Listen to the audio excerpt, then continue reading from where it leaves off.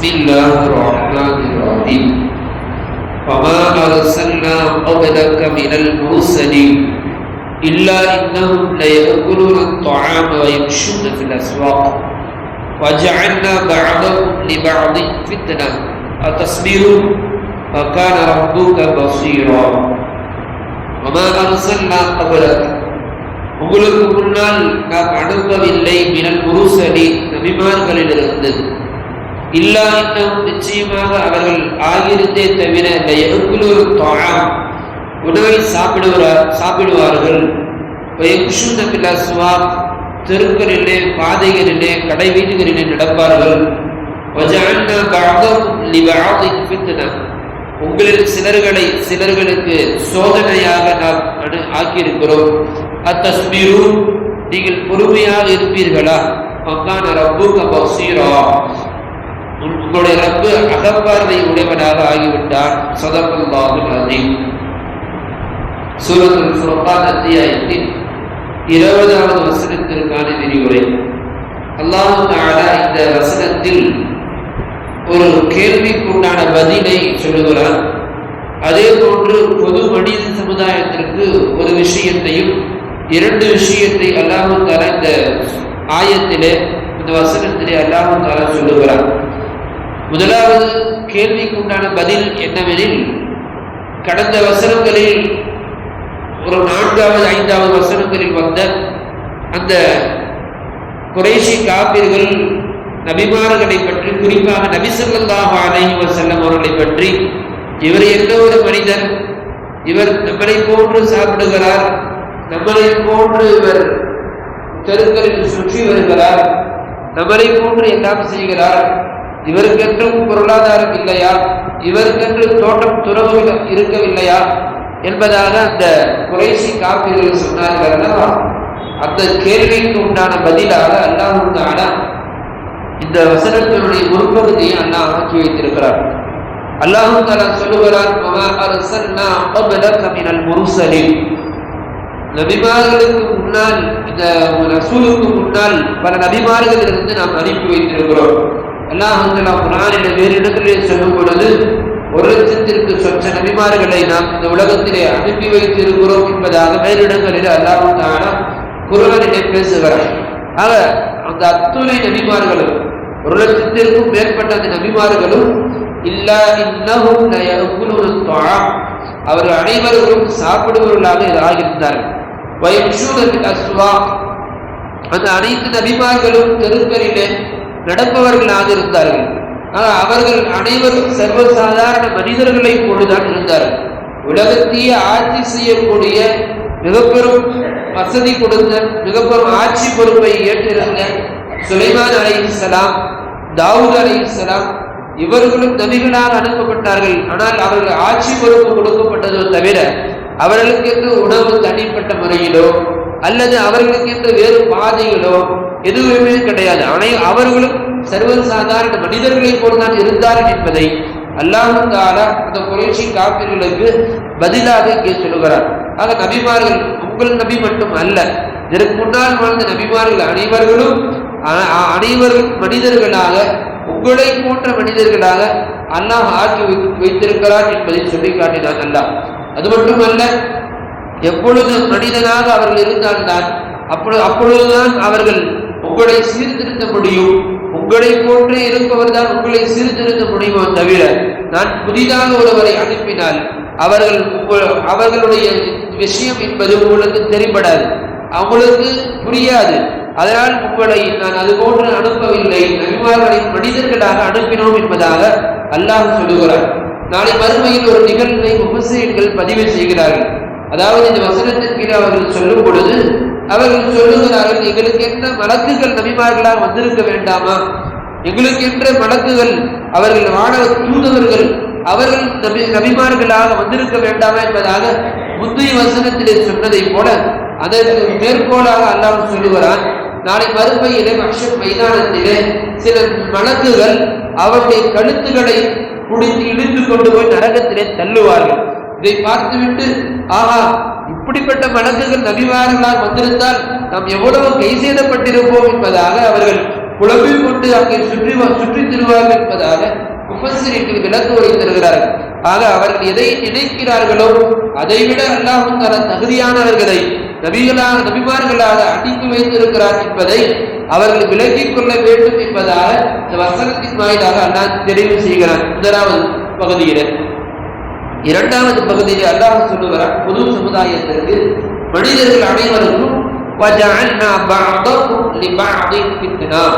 உங்களில் சிலர்களுக்கு சோதனையாக நாம் ஆக்கி வைத்திருக்கிறோம் என்பதாக அல்லாஹ் சொல்லுகிறார். என்ன இது? அல்லாஹ் தஆலா மனிதர்களுக்கு சோதனை என்று சொல்லுகிறார் என்று பார்க்கும் பொழுது அல்லாஹ் தஆலா பல்வேறு விஷயங்களை இங்கே சொல்லி காட்டுகிறார். முதலாவதாக அல்லாஹ் சொல்லும் பொழுது ஒரு மனிதன், சில மனிதர்களை பார்க்கும் பொழுது அவர்களை பணக்காரர்களாக ஆக்கி வைத்திருக்கிறோம். சில மனிதர்கள் அவர்களை ஏழையாக வைத்திருக்கிறோம். சில மனிதர்கள் உடல் ஆரோக்கியமாக சர்வசாதாரணமாக சுற்றி திருகிறார். சில மனிதர் கடுமையான நோயால் பாதிக்கப்பட்டு மருத்துவமனை வீட்டுக்கும் அடைந்த வண்ணமாக இருக்கிறார். சில மனிதர்கள் அவர்களுக்கு எந்த ஒரு நிலைமையும் இல்லாமல் புத்தி பேதெடுத்து வைத்தியக்காரராக சுற்றுகிறார்கள். சில மனிதர்கள் புத்தி சுவாதீனம் உள்ளவர்களாக, அவர் சர்வசாதாரண நல்ல ஆரோக்கியம் உள்ள அறிவு ஜீவனம் உள்ள மனிதராக அவர் சுற்றி திருகிறார். ஆக இது போன்று பல கோணங்களில் மனிதர்களை அல்லாஹ் தஆலா சிலர்களுக்கு சிலர்களை மாற்றமாக அது சோதனையாக அல்லாஹ் ஆக்கி வைத்திருக்கிறார். இது ஒரு காரணம் என்பதாக அல்லாஹ் சொல்லுகிறார். ஆக இந்த ரீதியில் பார்க்கும் பொழுது மனிதன் அவன் எதை அல்லாஹ் அவனுக்கு நிர்ணயித்திருக்கிறானோ அதை அவன் பொறுத்து கொள்ள வேண்டும் என்பதாக சொல்லுகிறான் அல்லாஹ் தஆலா. அது மட்டுமல்ல, தஸ்பீரு இதையெல்லாம் அல்லாஹ் சொல்லிவிட்டு உங்களுக்கு சோதனையாக ஆக்கி வைத்திருக்கிறோம் என்று சொல்லிவிட்டு நீங்கள் இதை கொண்டு பொருத்திக் கொள்கிறீர்களா, பொறுமையாக இருக்கிறீர்களா என்பதாக அல்லாஹ் பார்க்கிறார். அதைதான் அல்லாஹ் சொல்லுகிறார், வஜஅல்னா பஅதுக்கும் லிபஅதின் ஃபித்னா அத்தஸ்பிரு வகான ரப்புக பஸீரா. அனைத்தையும் நான் செய்திருக்கிறோம். உங்களில் சிலர்களை பணக்காரர்களாக ஏழைகளாக ஆக்கி வைத்திருக்கிறோம். சிலருக்கு பொருளாதாரத்தை கொடுப்பதும் சோதனை தான் என்பதை நீங்கள் விளங்கிக் கொள்ள வேண்டும் என்பதற்காக. ஒரு இடத்திலே ஒரு மனிதனுடைய சொல் இந்த இடத்திலே மிகவும் தகுந்ததாக இருக்கும். மலேசியா என்று நினைக்கிறோம். அந்த இடத்திலே ஒரு மனிதர், முஸ்லிமான மனிதர், அவர் அல்லாஹ் தஆலா திடீரென்று அவருக்கு செல்வத்தை நசீபாக்கினார். மிகப்பெரும் செல்வந்தராக மாறி போனார். அந்த மனிதனிடத்திலே ஒரு பேட்டி கேட்கிறார்கள் சில நபர்கள். அந்த மனிதர் சொல்லுகிறார், உங்களுக்கு அல்லாஹ் தஆலா நீங்கள் உழைத்த கடுமையான உழைப்பிற்கு தகுந்த கூலியை கொடுத்து விட்டான் அல்லவா? பாருங்கள், அல்லாஹ் எவ்வளவு செல்வாதாரத்தை பொருளாதாரத்தை செல்வத்தை அல்லாஹ் கொடுத்திருக்கிறார் என்று கேட்கும் பொழுது நான் ஏழ்மையாக இருப்பதையே ஆசைப்படுகிறேன். இவ்வளவு செல்வத்தை வைத்து நாளை மறுமையில் அல்லாஹ் தஆலா கேள்வி கணக்கு கேட்கும் பொழுது அவனுக்கு கணக்கு கொடுப்பதற்கு என்னால் தகுதியாகுமா என்று நான் பயப்படுகிறேன் என்பதாக அந்த மனிதர் சொன்னார். ஆக சில நபர்களுக்கு அல்லாஹ் தஆலா எவ்வளவு பொருளாதாரத்தை கொடுக்கிறானோ அவ்வளவு தூரம் சோதனைகள் இருக்கும் என்பதை நாம் சிந்தித்துக் கொள்ள வேண்டும். பொருளாதாரம் என்பது சாதாரண விஷயம் அல்ல. ஏற்கனவே நாம் சொல்லியதை போல் ஸல்லல்லாஹு அலைஹி வஸல்லம் அவரிடத்தில் அல்லாஹ் கேட்கான், யார் ரசூலுல்லாஹ், உங்களுக்கு இந்த மக்காவினுடைய குன்றுகள் மலைப்பகுதிகள் அனைத்தையும் தங்கமாக ஆக்கி கொடுக்கட்டுமா என்பதாக அல்லாஹ் கேட்டார். ஆயிஷா ரலியல்லாஹு அன்ஹா இந்த ஹதீஸை அறிவிக்கிறார்கள். ஸல்லல்லாஹு அலைஹி வஸல்லம், யா அல்லாஹ், நான் அது பிரியப்படவில்லை. எனக்கு எப்படி வைத்திருக்க வேண்டும் என்றால், ஒரு நாள் எனக்கு நீ உணவு கொடு, அந்த உணவை கொண்டு நான் உனக்கு ஷுக்ரு செய்ய வேண்டும். மறுநாள் என்னை நீ பட்டினியாக போடு, அதை நான் பொருந்திக் கொண்டு சபூராக வாழ வேண்டும்.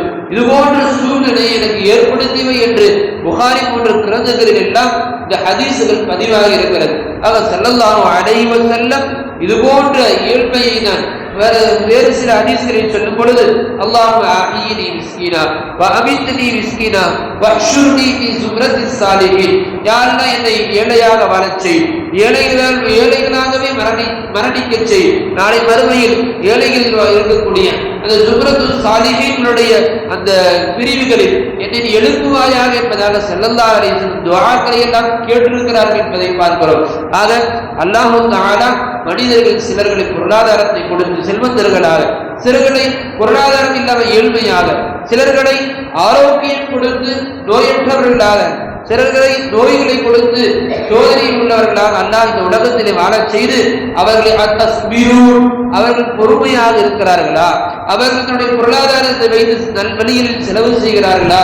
இதையெல்லாம் அல்லாஹ் தஆலா பார்த்து கொண்டிருக்கிறார்.